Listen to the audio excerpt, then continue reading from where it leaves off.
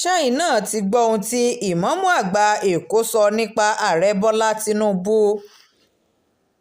ìmáàmù àgbà ti mọ́sálásí àpapọ̀ ìlú èkó imam ridwan jamiu lọ́jọ́ etí friday tí í ṣe ọjọ́ kẹtàdínlọ́gbọ̀n inú oṣù kejìlá ọdún 2024 tá a wà yìí ló ti ní ààrẹ bọ́lá tínúbù kò dojú ti àwọn ọmọ orílẹ̀-èdè nàìjíríà. àáfàá ọ̀hún tó sọ ọ̀rọ̀ yìí lásìkò ìrun jímọ̀ mọ́sálásí àpapọ̀ ti lẹ́kì nílùú èkó lẹ́yìn tí ààrẹ bọ́lá tínúbù wà níkàlẹ̀ ló ti ní ààrẹ kò dojú ti àwọn.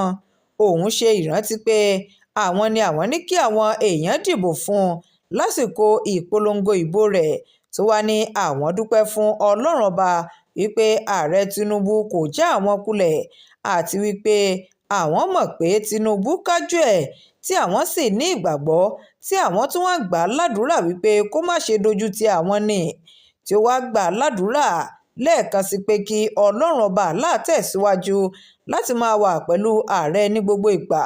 bákan náà ló tún rọ àwọn ènìyàn orílẹ̀-èdè yìí láti máa dúpẹ́ lọ́wọ́ ọlọ́run lásìkò tó bá ń dùn kí wọ́n sì máa ní sùúrù nígbà tí nǹkan bá le koko.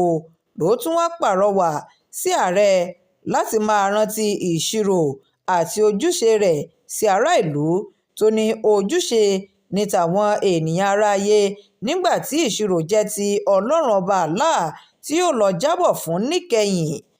Shakirat Arówólò Nurudeen ló ń jábọ̀ ìròyìn fún iléeṣẹ́ Atótó Arére Online TV. ẹ ṣé púpọ̀.